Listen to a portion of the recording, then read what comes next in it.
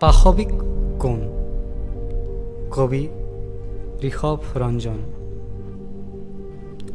আপুনি ভাষণ দিছে, আৱেগিক কণ্ঠেৰে চিঞৰি কৈছে, সিহঁতক মৰিয়াই মৰিয়াই হত্যা কৰিছে সেই মানুহকেইটাই। এয়া এক জঘন্য পাশবিক কাণ্ড। কিন্তু আপুনি ভাবি চাইছেনে কি কাৰণে আপুনি ইয়াত পাশবিক শব্দটো ব্যৱহাৰ কৰিলে? কোনে আপোনাক পশুবোৰৰ প্ৰতি ইমান কঠোৰতা দিলে? ধৰ্ম, ঈশ্বৰ সৃষ্টি কৰিছে আপোনালোকে, সৃষ্টি কৰিছে বিশ্বাস কিংবা অন্ধবিশ্বাস। ডাইনীৰ সৃষ্টিওচোন আপোনালোকৰে। সোপা ধৰা, চোৰ ডকাইত, এই চব সৃষ্টিওতো কৰিছোঁ আপুনি, মই আৰু আমাৰ মাজৰে কোনোবাই নহয় জানো? আপুনি বাঘে বাঘক হত্যা কৰা দেখিছেনে? দেখিছেনে কেতিয়াবা কুকুৰে কুকুৰক?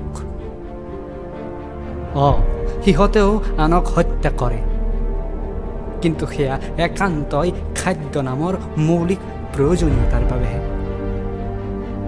আপোনালোকে মানুহ মাৰিছে কিছুমান অমূলক চিন্তাৰ বাবে আৰু দোষ জাপিছে আনৰ ওপৰত।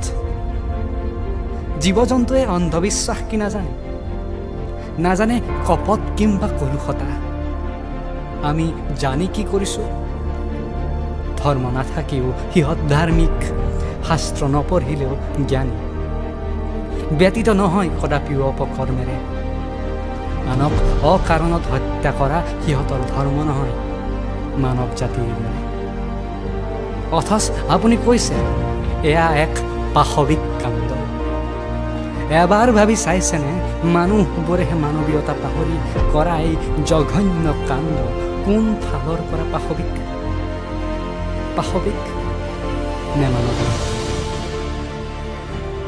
ধন্যবাদ।